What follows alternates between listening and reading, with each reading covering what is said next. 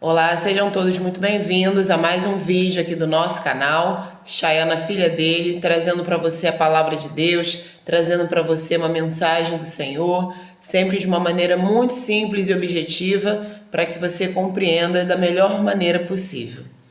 Hoje eu gostaria de conversar com vocês sobre dois textos que se encontram no Antigo Testamento. Um no livro de Êxodo e o outro no livro de Jonas. E vocês vão entender o porquê que eu estou mesclando essas histórias.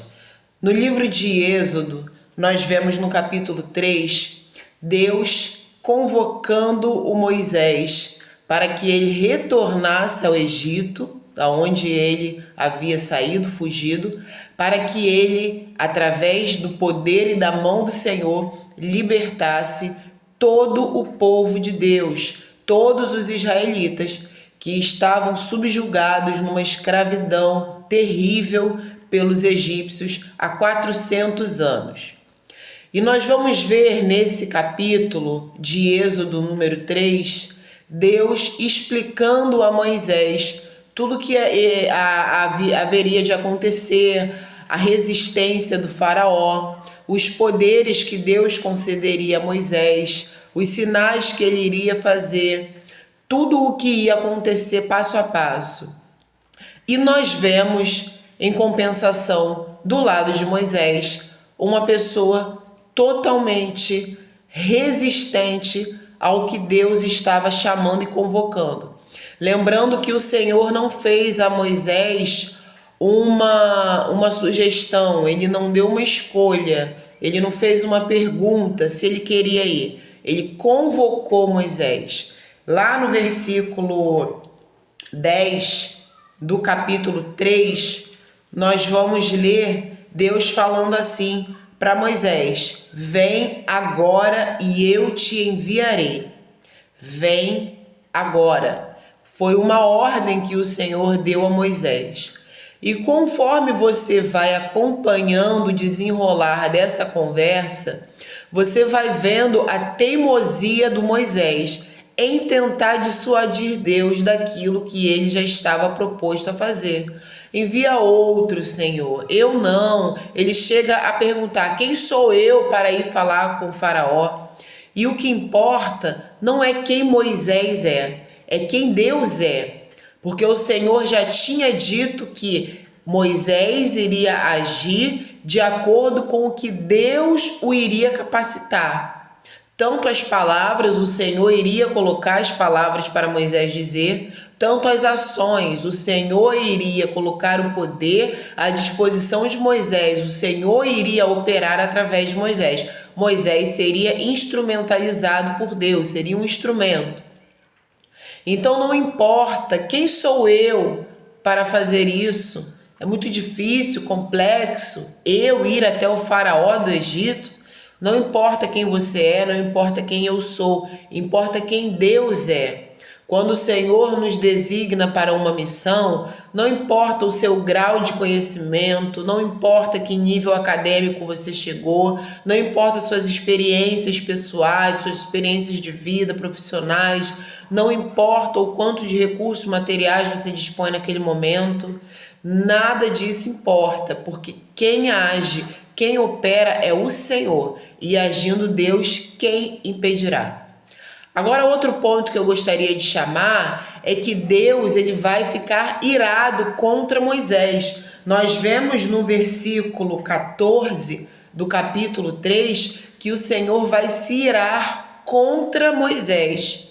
Essa recusa, essa teimosia, essa insistência, essa dureza do Moisés de tentar fazer com que Deus desistisse de enviá-lo.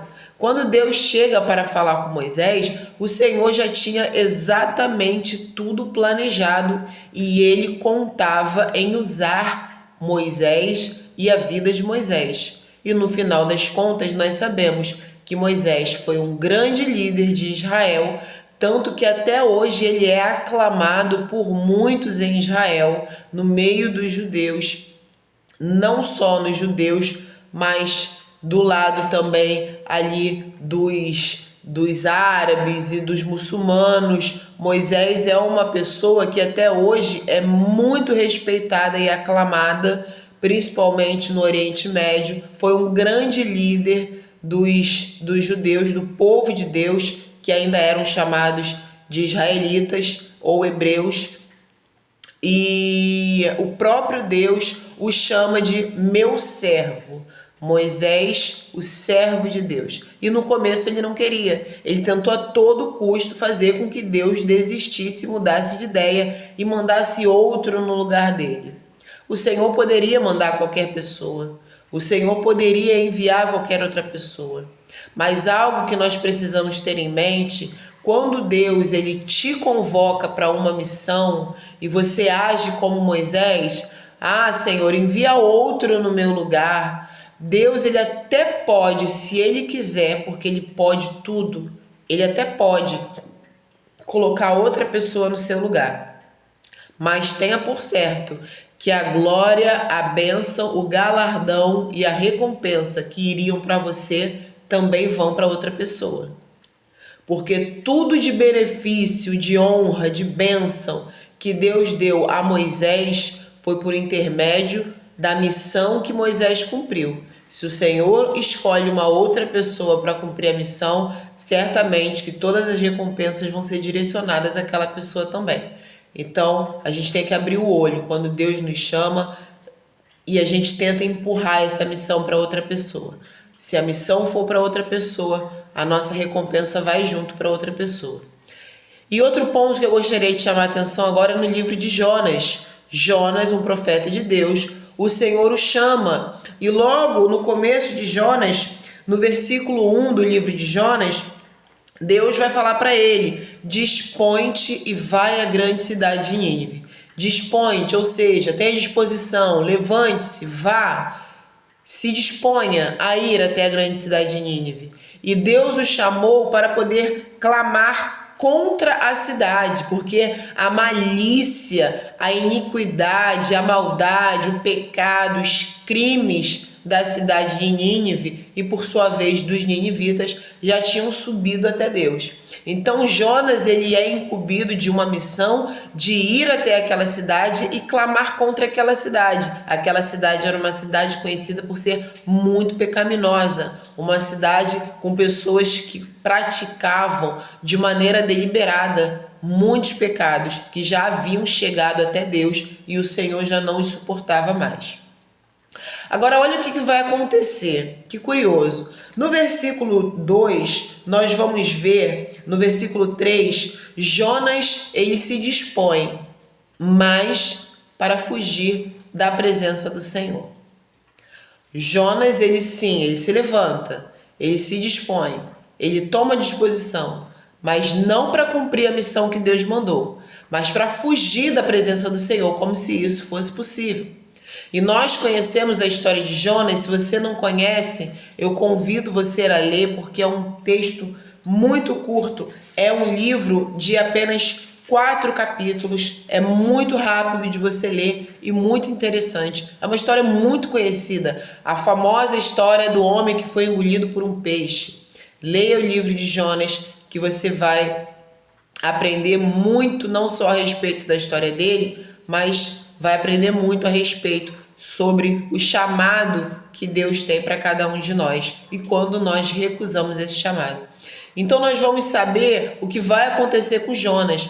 Logo lá no versículo 4 vai dizer: mas o Senhor lançou um forte vento sobre o mar. E dali adiante a gente sabe tudo o que vai acontecer. O barco, o que vai acontecer com o barco, com os marinheiros, os passageiros que estão ali, o que vai acontecer com Jonas, e no final das contas, Jonas vai até a cidade de Nínive e ele vai fazer exatamente o que Deus mandou. Ele vai clamar contra aquela cidade.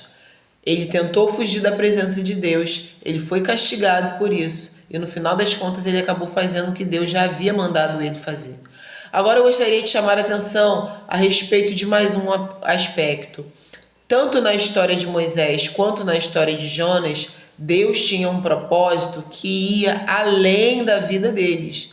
Um propósito que passaria pela vida deles, mas com um objetivo final muito maior. Porque quando você vê lá no livro de Êxodo, a saída dos israelitas do Egito, depois que Deus faz todo aquele movimento com as pragas, lançando as pragas, humilhando o faraó, mostrando o seu poder para os egípcios, nós vemos que saíram do Egito pelas mãos do Senhor 600 mil a pé, sem contar mulheres e crianças.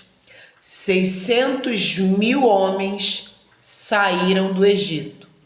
Só de homem já tinha mais de 500 mil, sem contar as mulheres e sem contar as crianças. Mais de 1 milhão de pessoas, bem mais de 1 milhão de pessoas, se nós fôssemos comparar que quase todos esses 600 mil homens tivessem esposas e cada um já tivesse ali 1 a 2 filhos, sabemos que o povo de Israel é um povo que se multiplica muito fácil, muito mais de 1 milhão de pessoas naquele dia foram libertados por Deus da escravidão no Egito, por intermédio de Moisés, servo de Deus.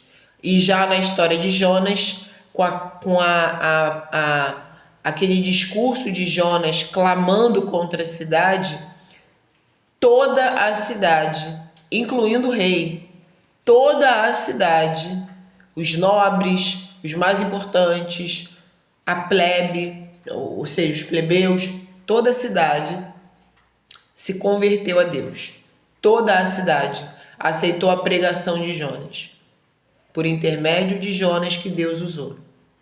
Moisés tentou fazer com que Deus mudasse de ideia e enviasse outro no lugar dele. Jonas não queria ir. E Jonas até chega a ficar chateado depois da conversão dos ninivitas. Eu sabia que isso ia acontecer. O Senhor é Deus misericordioso. Eu sabia que o Senhor ia perdoar esse povo pecador. Jonas, como profeta de Deus, não queria que Deus perdoasse aquele povo. Ele mais queria que Deus destruísse aquela terra, como o Senhor já tinha decidido fazer. Mas eles se arrependeram, então o Senhor não destruiu aquela terra. Pessoas foram salvas, vidas foram libertas, foram transformadas. Pessoas chegaram ao conhecimento da verdade, e conhecereis a verdade, e a verdade vos libertará. Uma vez que a mentira nos aprisiona, a verdade nos liberta. Os israelitas foram libertos da escravidão, os ninivitas foram libertos do seu pecado, a vontade de Deus prevaleceu. E isso nos mostra que, agindo Deus, ninguém pode impedir, nem nós mesmos. Quando Deus te chama, vem, eu te enviarei agora, como ele falou com Moisés. Ou vem, se disponha, eu te enviarei, como ele falou com Jonas. Levante, se disponha e vá. Não tenha medo. Não fique com esse discurso de Moisés. Quem sou eu para falar com o Faraó? Como se dependesse de você para que a obra de Deus fosse concluída. E como se Faraó fosse maior e mais poderoso do que Deus. Não importa quem você é e os recursos que você tem. Importa quem Deus é e o poder que ele tem. E em relação a Jonas, não haja como ele, julgando que determinadas pessoas não merecem ser perdoadas por Deus. Porque quem sabe quem tem ou quem não tem que ser perdoado é Deus. Quem conhece o arrependimento sincero do coração ou o arrependimento fingido da boca é Deus. Cabe a Ele decidir quem vai ser salvo, quem não vai, quem se arrependeu de verdade e quem está fingindo. Então se disponha, não para fugir de Deus, porque isso é impossível. Até no inferno, se você fizer a sua cama, lá também o Senhor te achará. O salmista já dizia isso. Então se disponha para fazer a vontade de Deus, porque no fim das contas, a vontade do Senhor, ela sempre vai prevalecer. A nossa vontade muitas vezes não acontece, nós ficamos frustrados, mas Deus, ele não se permite ficar frustrado. De um jeito ou de outro, ele faz a vontade dele prevalecer. Deus ficou irado contra Moisés, poderia tê-lo matado, e no final a vontade de Deus prevaleceu. Deus também ficou irado com Jonas, o castigou, o lançou no mar, fez com que ele fosse engolido, o lançou no mar, permitiu que os marinheiros o lançassem no mar, fez com que ele fosse engolido pelo peixe, 3 dias ele ficou ali dentro. O Senhor também ficou irado com Jonas, mas no final a vontade dele também prevaleceu. Então, não corra o risco de Deus ficar irado com você, porque no final das contas a vontade dele vai prevalecer. E o Senhor nunca vai nos jogar em algo sem antes ter nos preparado. Moisés, sem saber, já estava sendo preparado por Deus há muito tempo. E Jonas já era um profeta de Deus.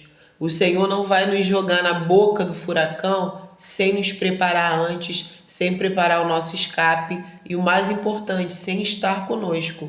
Porque ele prometeu a Moisés: eu estarei com você. E certamente ele também estava com Jonas. Então, quando Deus te chamar, quando Deus te convocar, vá de livre e espontânea vontade, no sentido da obediência. Vá. Se sinta honrado por Deus ter te escolhido. Com certeza você vai participar, você vai fazer parte, você vai ter a honra de participar, assim como Moisés e o Jonas, de grandes coisas que Deus vai fazer na vida de muitas pessoas. Que você leve esse vídeo adiante para que outras pessoas sejam abençoadas e para que elas também sejam tocadas por essa mensagem. Deus tem um chamado para elas também e elas precisam abrir os olhos em relação a isso. Então que você envie esse vídeo para outras pessoas para que elas também sejam abençoadas. Acompanhe o nosso canal, que nós sempre estamos trazendo aqui mensagens de Deus para abençoar a sua vida. E, se o Senhor permitir, até o próximo vídeo e que Deus te abençoe.